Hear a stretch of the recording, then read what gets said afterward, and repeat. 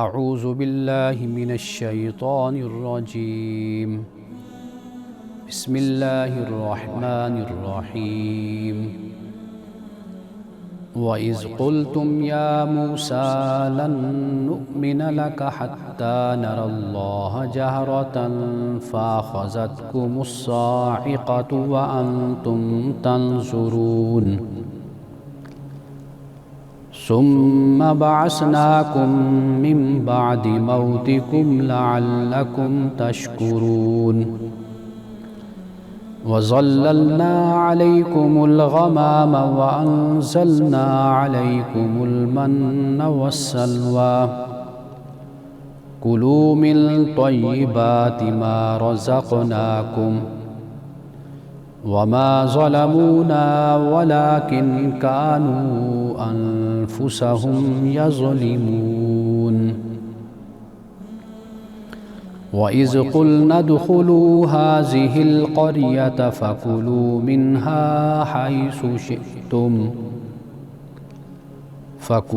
مِنْهَا حَيْثُ شِئْتُمْ رَغَدًا وَادْخُلُوا الْبَابَ سُجَّدًا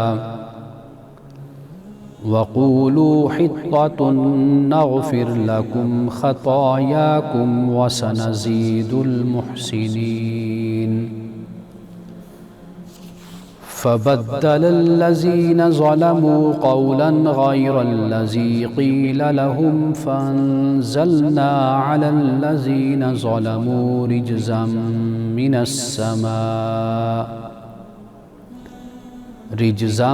مِّنَ السَّمَاءِ بِمَا كَانُوا يَفْسُقُونَ صدق اللہ العظیم۔ پروگرام الکلام میں آپ تمام دیکھنے والوں کو خوش آمدید۔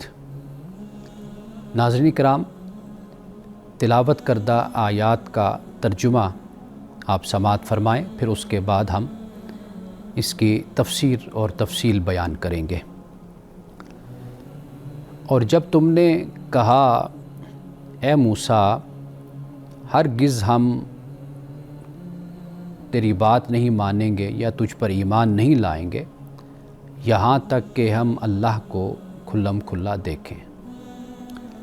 بس تمہیں زلزلے نے یا کڑک نے آ لیا اور تم دیکھ رہے تھے، پھر ہم نے تمہیں اٹھایا تمہاری موت کے بعد تاکہ تم شکر کرو، اور ہم نے تم پر بادلوں کا سایہ کیا اور من و سلوہ تم پر اتارا۔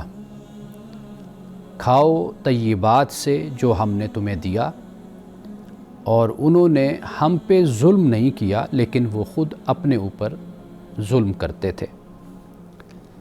اور جب ہم نے کہا کہ اس بستی میں داخل ہو جاؤ، کھاؤ اس بستی سے جہاں تم چاہو بافراغت، اور سجدہ کرتے ہوئے دروازے سے داخل ہو جاؤ اور کہو حطہ، تو ہم تمہاری خطاؤں کو معاف کر دیں گے، اور ہم احسان کرنے والوں کو زیادہ دیتے ہیں۔ تو بدل دیا بات کو ان لوگوں نے جنہوں نے ظلم کیا دوسری بات سے، تو ہم نے ان لوگوں پر جنہوں نے ظلم کیا ان کی نافرمانی کے سبب آسمان سے عذاب اتارا۔ یہ آیات جن کی میں نے تلاوت کی اور ترجمہ آپ پیش کیا میں نے، یہ آیت نمبر 55 ہے، اور 55 سے آیت نمبر 59 تک 59 تک یہ میں نے ترجمہ آپ کے سامنے پیش کیا ہے۔ اب آئیے ذرا اس کی تفسیر کی طرف۔ جب تم نے یہ کہا ہے موسیٰ کہ ہم ایمان نہیں لائیں گے کہ جب تک ہم اللہ کو کھلم کھلا واضح طور پر اپنے سامنے ہم نہ دیکھ لیں، اب یہ اللہ کو دیکھنے کی درخواست حضرت موسیٰ علیہ السلام نے بھی کی تھی، اور یہی تقاضا جو حضرت موسیٰ علیہ السلام کے ساتھ 70 لوگ گئے تھے، انہوں نے بھی یہی تقاضا کیا تھا۔ لیکن ان دونوں تقاضوں میں فرق ہے۔ وہ فرق یہ ہے کہ حضرت موسیٰ علیہ السلام کا تقاضا ایسے تھا کہ جیسے حضرت ابراہیم علیہ السلام نے اللہ کی بارگاہ میں عرض کی تھی ربی ارنی کیف تحیی الموتیٰ، کہ مجھے دکھا کہ تو کیسے مردوں کو زندہ کرتا ہے۔ اللہ نے فرمایا اولم تؤمن، کیا تجھے ایمان نہیں اس بات پہ، تو مانتا نہیں؟ اولم تؤمن قال بلا ولکن لیطمئن قلبی، کہا کیوں نہیں، لیکن میں دل کا اطمینان چاہتا ہوں۔ تو حضرت موسیٰ علیہ السلام کی درخواست وہ بالکل ایک دوسرے پہلو سے ہے، اور جبکہ ان کا تقاضا صرف شک کی بنیاد پر ہے اور اپنے اس کردار اور اس رویے کی بنیاد پر ہے کہ جس میں ماننا نہیں ہے اور جس میں تعویل ہے، ضد ہے، سرکشی ہے اور شکوک و شبہات کو پیدا کرنا مقصود ہے۔ تو قرآن مجید اس بات کو بیان کرتا ہے کہ حضرت موسیٰ علیہ السلام نے اللہ کی بارگاہ میں یہ درخواست کی وَلَمَّا جَاءَ مُوسَىٰ لِمِيقَاتِنَا، کہ جب موسیٰ اپنے مقررہ وقت پر آ گئے، وَكَلَّمَهُ رَبُّهُ، تو اللہ نے موسیٰ سے کلام کیا، قال ربی ارنی انظر الیک، تو انہوں نے عرض کیا مولا کہ مجھے دکھا، میں تجھے دیکھنا چاہتا ہوں۔ تو اللہ نے فرمایا لن ترانی، تو نہیں مجھے دیکھ پائے گا، ولیکن انظر الی الجبل فإن استقر مکانہ فسوف ترانی، کہا کہ تو پہاڑ کی طرف دیکھ، اگر وہ اپنی جگہ پہ قائم رہا تو پھر تو مجھے دیکھ پائے گا۔ فلما تجلی ربہ للجبل جعلہ دکا وخر موسیٰ صاعقا، کہ جب اللہ سبحانہ وتعالیٰ نے پہاڑ پہ اپنی تجلی ڈالی تو وہ ریزہ ریزہ ہو گیا، پاش پاش ہو گیا۔ حضرت موسیٰ علیہ السلام بے ہوش ہو کر گر پڑے۔ فلما افاق، جب ہوش آئی تو قال سبحانک تبت الیک وانا اول المؤمنین، کہا کہ تیری ذات پاک ہے اور میں نے تیری طرف رجوع کیا اور میں ایمان لانے والوں میں سب سے پہلے ایمان لایا۔ اب قوم کا جو مطالبہ تھا اسے بھی قرآن پاک نے بیان کیا کہ وختار موسیٰ، حضرت موسیٰ علیہ السلام نے 70 رجلا لمیقاتنا، اس مقررہ وقت کے لیے حضرت موسیٰ علیہ السلام نے 70 لوگوں کو چنا۔ فلما اخذتهم الرجفۃ، تو جب ان کو رجفہ نے لے لیا، اب صاعقہ کا لفظ بھی آتا ہے اور رجفہ کا لفظ بھی آتا ہے، جیسے قوم سمود پر عذاب آیا تو وہاں پر صاعقہ بھی ہے اور رجفہ بھی ہے۔ صاعقہ ہولناک آواز کو کہتے ہیں اور رجفہ زلزلے کو کہتے ہیں۔ تو جب زلزلہ آتا ہے تو واقعی ایک ہولناک آواز ہوتی ہے۔ تو قرآن مجید نے کہیں پر صاعقہ اور کہیں پر رجفہ فرمایا۔ یہاں پہ جو ہم پڑھ رہے ہیں آیت نمبر 55 سورۃ البقرہ کی، یہاں پر صاعقہ کا لفظ آتا ہے، لیکن سورۃ الاعراف کی جو آیت میں نے آپ کے سامنے رکھی وہاں پر رجفہ کا لفظ آیا۔ تو لہٰذا مطلب ایک ہی بن جاتا ہے، یعنی اس کا نتیجہ ایک ہی ہے کہ جب ان کو رجفہ نے پکڑ لیا، قال رب لو شئت اہلکتہم من قبل وإیایا اتہلکنا بما فعل السفہاء منا، تو حضرت موسیٰ علیہ السلام نے عرض کی کہ اے میرے رب، کہ پہلے ہی ان کو تو ہلاک کر دیتا اگر تو چاہتا تو، اور مجھے بھی، لیکن کیا تو ان بیوقوفوں کے اس فعل کی وجہ سے کیا تو ہمیں ہلاک کرے گا؟ اور نہیں، یہ مگر تیری طرف سے ایک آزمائش، ایک امتحان ہے کہ جس میں ان لوگوں کو مبتلا کیا گیا۔ یہ قرآن پاک یہاں پر حضرت موسیٰ علیہ السلام نے بھی اللہ کی بارگاہ میں درخواست کی، گزارش کی۔ ان کا بھی تقاضا اور مطالبہ یہی تھا کہ جسے یہاں سورۃ البقرہ کی آیت نمبر 55 میں بیان کیا گیا کہ بھئی ہم تو نہیں ایمان لائیں گے اے موسیٰ تجھ پر، کہ جب تک ہم اللہ کو بالکل اپنے سامنے نہ دیکھ لیں، بے پردہ اور بے حجاب اور بالکل کھلم کھلا اپنے سامنے جب تک نہیں دیکھیں گے تو ہم ایمان نہیں لائیں گے تجھ پر۔ تو پھر ان کو صاعقہ نے لے لیا، وَأَنْتُمْ تَنْظُرُونَ، فرمایا کہ اس حال میں کہ تم دیکھ رہے تھے۔ اب اس کے بعد فرمایا کہ جب ان پر موت طاری ہو گئی تو پھر ان کو اللہ سبحانہ وتعالیٰ نے دوبارہ اٹھایا، اس لیے کہ تاکہ یہ شکر گزار بنے۔ اب یہ جو موت ہے میں اس پہ ذرا تفصیل کے ساتھ بات کرنا چاہتا ہوں، اس لیے کہ لفظ موت قرآن مجید میں مختلف معانی اور مختلف مفاہیم میں اس کو استعمال کیا گیا ہے۔ یعنی بنیادی معنی تو فنائے حیات ہے نا، زندگی کا خاتمہ ہے، انسان کے جسم سے روح کا جدا ہو جانا ہے۔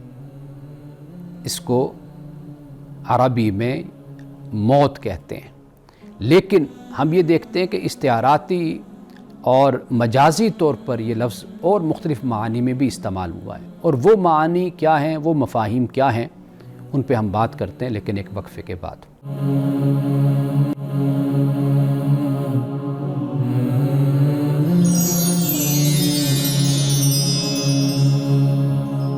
وقفے پہ جانے سے پہلے ہم بات یہ کر رہے تھے کہ سورۃ البقرہ کی آیت نمبر 56 میں اللہ سبحانہ و تعالیٰ نے یہ فرمایا کہ پھر ہم نے تم کو تمہاری موت کے بعد ہم نے اٹھایا۔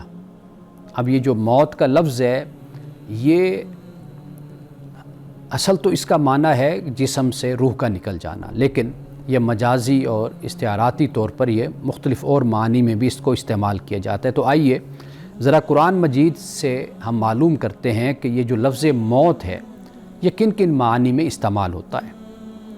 ایک تو یہ جو بڑھنے کی قوت ہے، جسے قوت نامیہ کہا جاتا ہے، یہ جو قوت ہے بڑھنے کی، یہ اگر رک جاتی ہے تو اس کو بھی موت کہتے ہیں۔ جیسے مثال کے طور پر دیکھیے سورۃ الحدید میں فرمایا اعلموا ان اللہ یحیی الارض بعد موتہا، جان لو بے شک اللہ زمین کو زندہ کرتا ہے اس کے مرنے کے بعد۔ تحقیق ہم نے اپنی آیات کو کھول کر بیان کر دیا تاکہ تم عقل کرو، تم سمجھو۔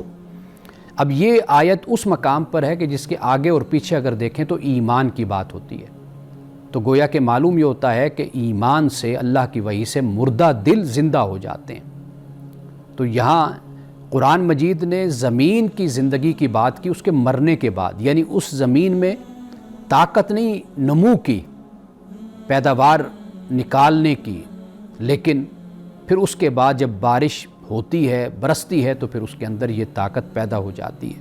تو یہ موت کا ایک مطلب تو یہ ہو گیا۔ دوسرا مطلب یہ ہوتا ہے کہ جو قوت حسی ہے، محسوس کرنے کی قوت ہے، یہ ختم ہو جائے۔ اسے بھی قرآن پاک نے یا لیتنی مت قبل ھذا، اس میں جو متو کا لفظ ہے کہ کاش میں اس سے پہلے یعنی بے حس ہو جاتی اور میری یہ جو حس ہے، احساس ہے، یہ ختم ہو جاتا۔ اسی طرح جو قوت عقلی ہے انسان کی، یعنی جسے ہم کہتے ہیں کہ جیسے جہالت میں مبتلا ہو جانا، عقل کا زائل ہو جانا، اس کو بھی قرآن پاک نے کہا کہ اومن کان میتن فاحییناہ وجعلنا لہ نورا یمشی بہ فی الناس کمن مثلہ فی الظلمات لیس بخارج منہا۔ یعنی ایک شخص وہ ہے کہ وہ مردہ تھا، تو اللہ کہتا ہے ہم نے پھر اس کو زندہ کر دیا اور ہم نے اس کو اپنا نور دیا، اور وہ لوگوں میں پھر چلتا پھرتا ہے اس نور کے ساتھ۔ اور اس کے مقابل میں ایک شخص وہ ہے کہ جو اندھیروں میں رہتا ہے لیکن وہ ان اندھیروں سے نکلنا نہیں چاہتا۔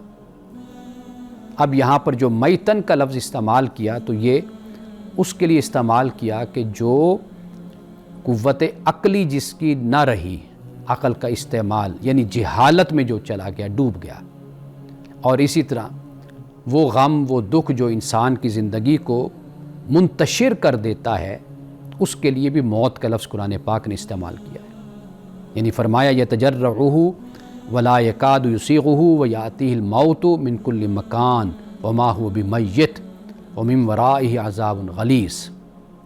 فرمایا کہ یہ جو جہنمی ہیں، ان کو جو پینے کے لیے دیا جائے گا، تو فرمایا اس کی حالت کیا ہوگی کہ وہ اسے گھونٹ گھونٹ پینے کی کوشش کرے گا اور اس کو حلق سے اتار نہیں سکے گا، کوشش کرے گا۔ آخر گرمی، آگ، پیاس تو ہوگی، لیکن جب پینے کے لیے وہ دیا جائے گا، وہ گند جو بھی غلاظت، اب وہ صورت کیا ہوگی؟ وہ صورت یہ ہوگی کہ وہ حلق سے نیچے نہیں اترے گا۔ اور پھر آگے فرمایا اور موت اس پر ہر جانب سے پل پڑے گی۔ اب یہاں پر موت سے کیا ہے؟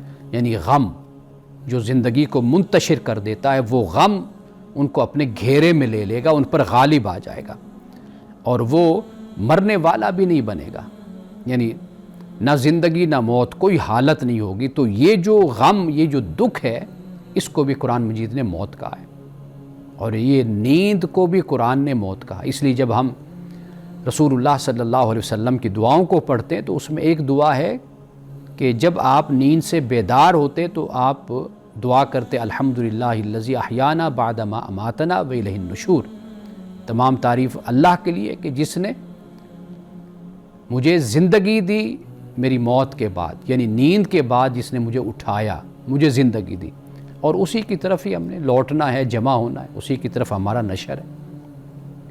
اب یہاں پر نیند کو یعنی موت کہا گیا، اس لیے جو نوم ہے، عربی زبان میں نوم کہتے ہیں نیند کو، تو اس کو موت خفیف کہا گیا ہے، یعنی ہلکی موت، اور وہ جو موت ہے حقیقتاً اس کو نوم ثقیل کہا گیا، یعنی بھاری نیند ہے وہ۔ اور اسی طرح جب ہم دیکھتے ہیں تو جیسے میں نے شروع میں بیان کیا کہ روح کا جسم سے علیحدہ ہو جانا وہ کیا ہے؟ کل نفس ذائقۃ الموت، فرمایا کہ ہر نفس نے، ہر جان موت کا ذائقہ چکھنے والی ہے، یعنی موت کی تلوار ہر انسان کے سر پر، ہر جان کے سر پر لٹک رہی، کسی وقت بھی موت آ سکتی ہے۔ یہ جو ذائقہ کا لفظ ہے تو اس کا ترجمہ میں ہمیشہ یہی کیا کرتا ہوں کہ یہ اس میں ایک بڑا اہم میسیج ہے اس میں کہ موت کی تلوار سر پر لٹک رہی ہے، کسی وقت بھی موت آ سکتی ہے۔ اور اسی طرح عدم یعنی وجود سے پہلے کی جو حالت ہے انسان کی، قرآن مجید نے اس کو بھی بیان کیا اور موت کہا، اس کو کہا کیف تکفرون باللہ وکنتم امواتا، کہ کیسے تم اللہ کا انکار کرتے ہو حالانکہ تم عدم میں تھے، معدوم تھے، وکنتم امواتا فاحیاکم، پھر اس نے تمہیں زندہ کیا، ثم یمیتکم، پھر وہ تمہیں مارے گا۔ اب وہ جو پہلے موت کا لفظ آیا وہ ہے عدم، یعنی وجود سے پہلے کی حالت، اور جو اس کے بعد پھر فرمائے ثم یمیتکم، تو وہاں پر موت سے مراد ہے وہ موت کے جو جسم سے روح کا نکل جانا ہے۔ ثم یحییکم، پھر وہ تمہیں زندہ کرے گا قیامت کے دن۔ ثم الیہ ترجعون، اور پھر فرمایا کہ تم اس کے بعد اس کی طرف تمہیں لوٹایا جائے گا۔ یہ مختصر سی بات میں نے آپ کے سامنے رکھی کہ جس میں موت کا بیان ہو گیا کہ قرآن مجید موت کو کن کن معانی اور کن کن مفاہیم میں استعمال کرتا ہے۔ اب اس کے بعد اللہ سبحانہ وتعالیٰ نے یہ فرمایا کہ ہم نے تم پر بادلوں کا سایہ کیا اور من و سلوہ تم پر اتارا۔ اب یہ من و سلوہ کیا ہے؟ ایک ہے من اور ایک ہے سلوہ۔ من یہ جو درختوں پر ایک گوند سی جس کو کہتے ہیں وہ لگتی ہے، تو اس کو من کہا جاتا ہے، یا شبنم کی طرح قطرے کہ جو اگر انسان کھائے منہ میں لے تو وہ میٹھے ہوتے ہیں، تو اس کو من کہا جاتا ہے۔ اللہ سبحانہ وتعالیٰ نے یہ بنی اسرائیل پر اس کو بطور رزق اس کو اتارا، اور امام رازی نے اس کے حوالے سے لکھا ہے کہ یہ ایک آسمانی رزق تھا جس میں نہ محنت اور نہ زحمت، خود بخود یہ مل جاتا تھا، یعنی آسمان کی طرف سے یہ آتا تھا، اور جیسے درخت ہیں اور گھاس ہے وہ ایک اس طرح اس کی صورت ہوتی تھی جیسے شبنم ہوتی ہے، اور وہ قطرے موتیوں کی طرح، تو وہ بطور رزق اللہ سبحانہ وتعالیٰ نے بنی اسرائیل کو عطا کیا۔ اور یہ جو سلوہ ہے تو سلوہ سے مراد اس وقت ایسے پرندے تھے کہ جو بٹیر کی طرح تھے، یعنی ان کی طرف غول کے غول آتے تھے جسے وہ پکڑتے تھے، اور یہ یعنی بہت اچھا رزق تھا جو ان کے لیے اس کا انتظام کر دیا گیا تھا۔ اور من کا جو لفظ ہے اس کو بھی ذرا سمجھ لیجئے کہ من جیسے ایک وزن ہوتا ہے جسے ہم من کہتے ہیں، ایک من، ایک ٹن، تو یہ جو من ہے چونکہ یہ وزن ہے، وزنی ہے، تو لہٰذا یہ ایک بڑا احسان، بڑی نیکی کو من کہا جاتا ہے۔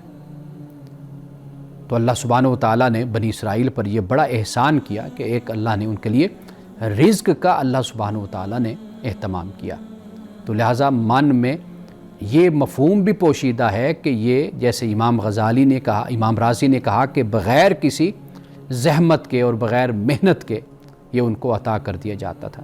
جیسے آج بھی اگر آپ دیکھیے تو یہ چیز میسر ہوتی ہے، بہت سے درختوں پر یہ لگتی ہے، تو اس کا استعمال اس وقت ہوتا تھا، ممکن ہے کہ اس کی کوئی اور صورت ہو، لیکن بہرحال یہ اللہ نے ان کے لیے اس کا اہتمام کیا۔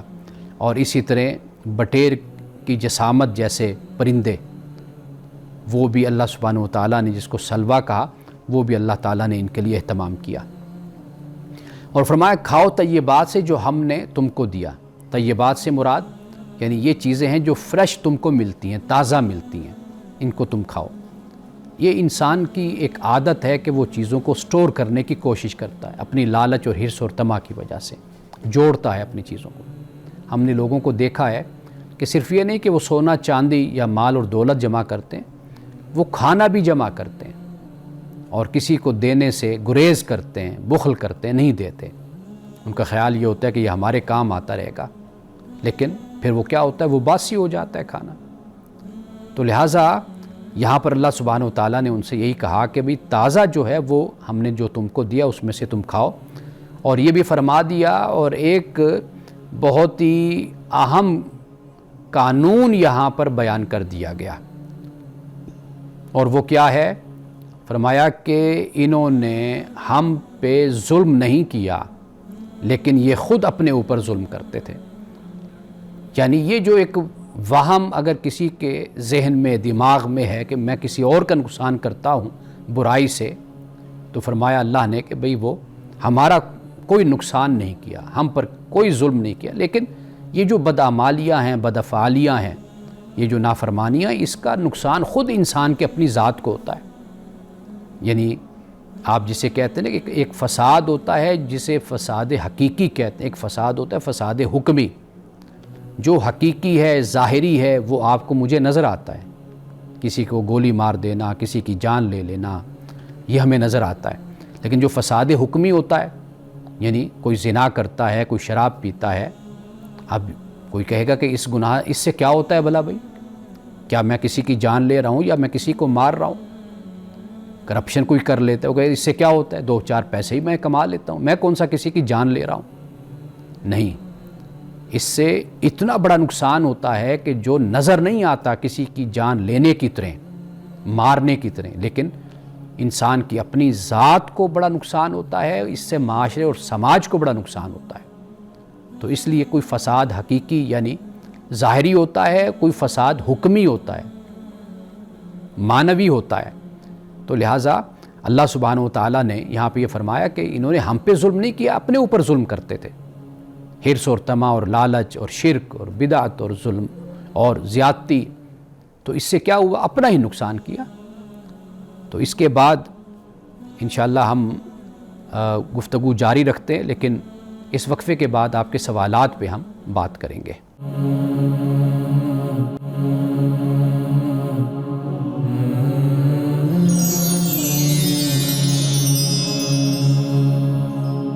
وقفے کے بعد دوبارہ آپ کی خدمت میں حاضر ہیں۔ آپ کی طرف سے بھیجا گیا ایک سوال لاوارث لاش کے حوالے سے ہے۔ کسی نے یہ پوچھا ہے کہ کسی کو لاوارث سمجھ کر دفن کر دیا گیا، اور وہ دفن ہو گیا، تو پھر بعد میں ورثہ آ گئے، تو کیا اب ورثہ ایسا کر سکتے ہیں کہ لاش کو نکال کر لے جائیں؟ یعنی مثال کے طور پر جیسے اخبار میں کوئی اشتہار آ جاتا ہے اور لاوارث لاش میت کا فوٹو چھاپ دیتے ہیں، تو کسی اور شہر سے یا صوبے سے کوئی دیکھتا ہے تو وہ آتا ہے، اب اتنی دیر میں وہ اس کو دفنا چکے ہیں، تو اب کیا کرنا چاہیے؟ کیا وہ لے کر جا سکتے ہیں یا نہیں؟ دیکھیے، اگر کوئی اشد ضرورت ہو پھر تو لاش کو نکالا جا سکتا ہے، لیکن اگر کوئی ایسا مسئلہ نہیں ہے، یعنی مثال کے طور پر کتنے لوگ ہیں کہ جو ان کے رشتہ دار، ان کے بہن بھائی کسی اور شہر میں رہتے ہیں، وہ کسی اور شہر میں مدفون ہیں، بلکہ ایسے بھی ہیں دوسرے ملکوں میں مدفون ہیں، دفن ہیں۔ تو اگر کوئی ایسا مسئلہ ہے کہ جو واقعی یعنی اشد ضرورت ہے، تو وہاں پر تو یہ کام کیا جا سکتا ہے۔ لیکن دیکھیے، قرآن نے کہا کہ بنی آدم کو ہم نے باعزت بنایا ہے، اور رسول اللہ صلی اللہ علیہ وسلم نے فرمایا کہ جس طرح زندہ انسان کی ہڈی ٹوٹتی ہے نا، یہ جس طرح گناہ ہے توڑنا، اسی طرح مردہ اس کی ہڈی کو توڑنا، تو فرمایا کہ یہ بھی گناہ ہے۔ یعنی چونکہ عرب کے معاشرے میں اس وقت مصلح کر دیا جاتا تھا، لاشوں کا چہرے بگاڑ دیے جاتے تھے اور ہڈیاں توڑ دی جاتی تھی، بڑی اذیت اور تکلیف دی جاتی تھی صرف بدلہ لینے کے لیے اپنے دشمن سے، تو وہ مصلح کی صورت تھی، دشمنی اور عداوت اور بغض اور توہین، بنیادی بات توہین، تو اس لیے منع کیا۔ تو لہٰذا انسان کی ایک عزت ہے، اس کی توقیر ہے، اس کی تکریم ہے، تو اس کا خیال رکھا جانا یہ ضروری ہے۔ تو اگر ایسا مسئلہ نہیں ہے تو پھر جہاں پہ وہ مدفون ہے اسی جگہ پر ہی اسے دفن چھوڑ دینا چاہیے، وہ وہیں پر ہی مدفون رہے۔ تو یہ ایک مسئلہ کسی صاحب نے بھیجا اور یہ مسئلہ ان کے بھائی کے حوالے سے تھا، تو یہ اس کی میں نے وضاحت کر دی۔ ایک اور سوال جو میرے پاس ہے وہ یہ ہے کہ ایک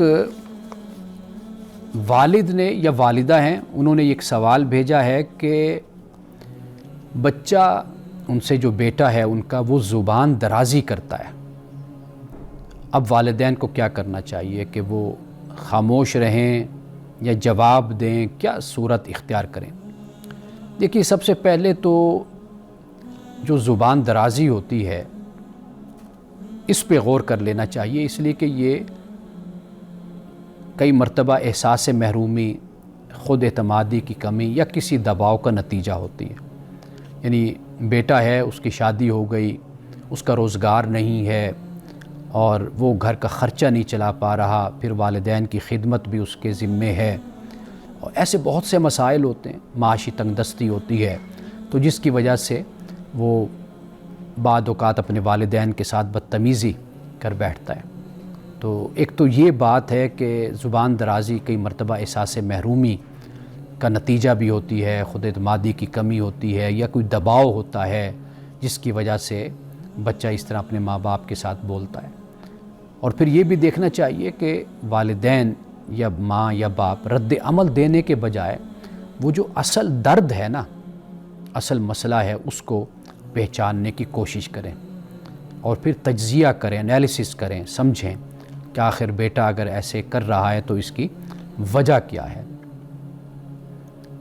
اور پھر ایک اور طریقہ یہ ہوتا ہے کہ جب ماحول پرسکون ہو جاتا ہے، بچہ اپنا جسے کہتے ہیں اپنی بھڑاس نکال بیٹھتا ہے، بول بیٹھتا ہے، تو پھر ایک کام ماحول میں یا کول ماحول میں پھر بیٹھ کر بچے سے بات کی جا سکتی ہے کہ بیٹا آپ کو کیا دکھ ہے، کیا مسئلہ ہے، آپ میرے ساتھ شیئر کریں، آپ مجھے بتائیں کہ آپ پریشان کیوں ہیں۔ اس طرح اس کا ایک تعلق، ایک ریلیشن آپ کے ساتھ قائم ہوگا، یعنی احساس تعلق جس کو کہتے ہیں، تو وہ آپ کے ساتھ اس کا جڑے گا۔ پھر وہ آپ جب اس ماحول میں بیٹھ کر بیٹے سے بات کریں گے تو آپ دیکھیں گے وہ پھوٹ پھوٹ کر رو پڑے گا، آپ کے سینے سے لگ کر، آپ کے گلے لگ کر۔ تو اس لیے اگر بچہ بد زبانی کرتا ہے، زبان درازی کرتا ہے یا اس طرح کی کوئی بات کرتا ہے تو سیدھا ان پر حملہ کرنے کے بجائے یا رد عمل دینے کے، بہتر لفظ یہی ہے کہ رد عمل دینے کے بجائے تو وہ برداشت کریں اور بہتر ماحول کی وہ انتظار میں والدین رہیں اور خوبصورت طریقے سے پھر اس مسئلے کو حل کرنے کی کوشش کریں۔ تو یہ بات یاد رکھیے کہ محبت اور حدود یہ دونوں ساتھ ہونی چاہیے، یعنی اگر محبت ہے، حدود نہیں ہے تو پھر بگاڑ پیدا ہوتا ہے، اگر محبت نہیں ہے، صرف حدود ہیں تو پھر بچہ بکھرتا ہے، ٹوٹتا ہے۔ تو اس بات کا آپ خیال رکھیے کہ آپ کا بچہ، آپ اس کو محبت بھی دیں اور اس محبت کے ساتھ احساس بھی دیں، اور پھر ایک لیمیٹیشنز وہ بھی ان بچے کے سامنے رکھیے، تو پھر یہ مسئلہ بہت آسانی سے حل ہو جائے گا۔ ورنہ پھر اولاد یہ شکوہ کرتی ہے کہ ماں باپ میرا دکھ نہیں سمجھتے اور انہیں میرا احساس نہیں ہے کہ میں کتنا پریشان ہوں، حالانکہ پریشانی اس نے کوئی ذکر نہیں کی ہوتی، وہ صرف بد زبانی کرتا ہے، پریشانی نہیں بتاتا۔ پریشانی والدین اس سے پوچھیں، ایک بہتر ماحول میں بیٹھ کر، سازگار ماحول میں، تو وہ پھر اپنا دکھ، اپنی پریشانی اور اپنا مسئلہ پھر بتائے گا۔ تو اس طریقے سے قربت بڑھے گی اور دوری کا خاتمہ ہوگا۔ جو یہ والد یا باپ یا ماں دوسروں کو جا کر بتاتے ہیں کہ بھئی ہماری اولاد بڑی نافرمان ہے، بد زبان ہے، یا ہمارے ساتھ ایسا برا سلوک کرتی ہے، دوسروں کو بتانے کے بجائے اولاد کے ساتھ ہی اپنے مسئلے کو شیئر کریں، اولاد آپ کے ساتھ کرے، تو اس طریقے سے بہتر حل تک آپ دونوں مل کر پہنچ سکتے ہیں۔ وقفے کے بعد آپ کے مزید سوالات پہ ہم بات کرتے ہیں۔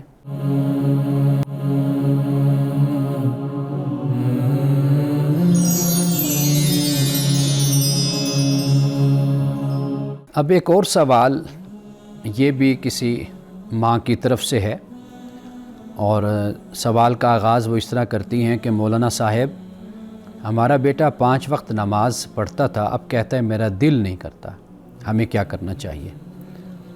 ایک تو یہ مولانا صاحب یا مفتی صاحب، تو میں تو نہ مولانا ہوں نہ مفتی ہوں، میں ایک طالب علم ہوں دین کا، اور اسی حیثیت سے اپنے آپ کو میں پیش بھی کرتا ہوں۔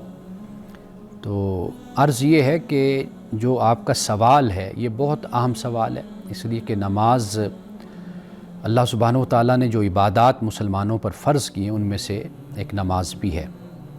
اب معاملہ یہ ہے کہ بیٹا ہے، بالغ ہے، عاقل ہے، بڑا ہے، تو اسے اگر آپ غصے سے کہیں گے، ڈانٹیں گے، حکم دیں گے، تو ممکن ہے وہ سرکشی کا مظاہرہ کرے اور بالکل ہی بدک جائے، بھاگ جائے۔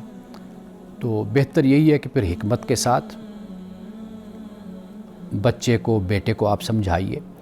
یعنی سب سے پہلی بات یہ کہ بغیر تنقید کیے وجہ جاننے کی کوشش کریں کہ آخر اس کی وجہ کیا ہے کہ بیٹا آپ کا نماز کیوں نہیں پڑھ رہا۔ یہ سب سے پہلی بات، اس لیے کہ جب آپ تنقید کریں گے تو پھر گویا کہ آمنے سامنے کھڑے ہو جائیں گے۔ تو تنقید کے بجائے وجہ کو آپ تلاش کریں۔ دوسری بات یہ کہ کھل کر بات چیت بچے کے ساتھ آپ کریں، کیا مسئلہ ہے، کیا وجہ ہے، ایک فرینڈلی ماحول میں۔ اور تیسری بات یہ کہ محبت کے پہلو سے نماز کا ذکر کریں۔ یعنی جیسے میں نے کسی وقت بات کی تھی کہ اللہ تعالیٰ سے ملاقات، اللہ سے ملنا، اس کا اشتیاق، اس کا شوق، یعنی بچے کو جو دین کا، محبت کا پہلو ہے وہ آپ اس کے سامنے اجاگر کیجئے کہ نماز کیا ہے، یہ اللہ سے ملاقات ہے۔ اور جو ایمان کا بیج ہوتا ہے نا، یہ ہمیشہ محبت سے لگتا ہے، یعنی اس کو محبت کا پانی دیجئے تو یہ پھر اگتا ہے، تناور درخت بنتا ہے۔ اگر نفرت کا پانی دیں گے، نفرت کی بات کریں گے تو ایمان مضبوط نہیں ہوگا۔ حکمت سے بات کیجئے۔ اور پھر یہ کہ سزائیں نہ ذکر کریں۔ ایک بڑی خوبصورت بات میں نے پڑھی تھی کہ کسی نے کہا کہ بھئی آپ یہ نہ کہیے کہ بھئی نماز نہیں پڑھو گے تو یہ سزا ہوگی، تو آپ بلکہ یہ کہیں کہ آؤ ہم نماز پڑھنے چلیں تاکہ ہم جنت میں بھی اکٹھے ہوں، ہماری دوستی اسی طرح جنت میں بھی قائم رہے۔ تو یہ ایک خوبصورت انداز ہے، کوئی بھی آپ ایسا انداز اختیار کر لیجئے، لیکن پیار سے، محبت سے دین کی طرف لائیے۔ جہاں دہشت ہو نا، خوف، وحشت، ڈر، تو وہاں پر پھر سر جھکتے ہیں، دل نہیں جھکتے۔ ڈر کے مارے، خوف کی وجہ سے لوگ چپ ہو جائیں گے، بات نہیں کریں گے، لیکن جہاں پر ان کو موقع ملے گا، ماحول ملے گا، وہ ضرور پھر خلاف بولیں گے۔ تو لہٰذا دین سے محبت یہ لوگوں کے اندر آپ پیدا کیجئے۔ یہ خاص طور پہ میں ماں سے یہ کہہ رہا ہوں، اس لیے کہ ماؤں کو زیادہ فکر ہوتی ہے بچوں کی تعلیم کی بھی، ان کے دین کی بھی، ان کے اخلاق کی بھی، وہ بہت زیادہ اس پریشانی میں۔